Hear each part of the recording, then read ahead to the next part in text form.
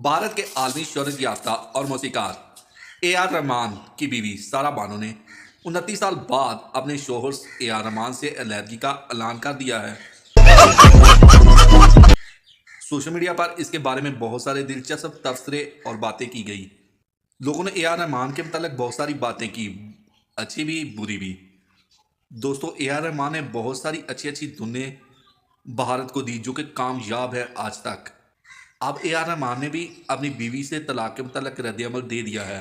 उन्होंने क्या कहा, क्या क्या बातें की, दोस्तों हम आपको वीडियो के आखिर में लाजमी बताएंगे। बस हमारी वीडियो को आखिर तक लाजमी देखिएगा।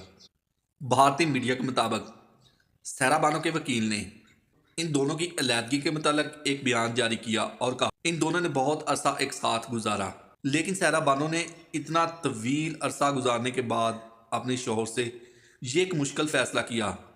उन्होंने कहा कि ए आर रहमान से अब अलहदगी का उन्होंने फैसला कर लिया है। इन दोनों के अलहदा होने से इन दोनों के ख़ानदान बहुत ज़्यादा परेशान हैं। सारा बानो ने ए आर रहमान से अलहदगी की वजह भी बताई।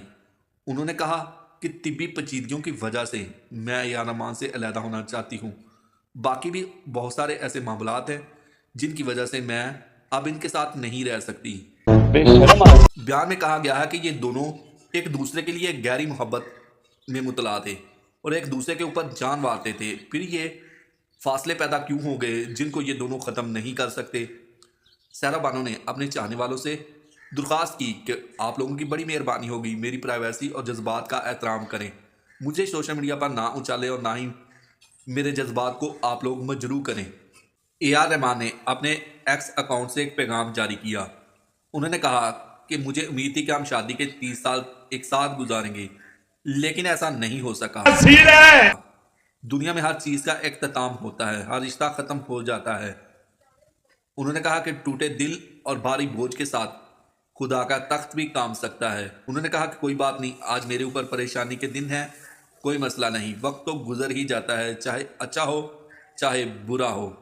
उन्होंने मज़ीद लिखा कि इस मुश्किल वक्त को गुजारने की कोशिश कर रहे हैं और टूटे हुए टुकड़ों को दोबारा वापस जोड़ने की कोशिश कर रहे हैं।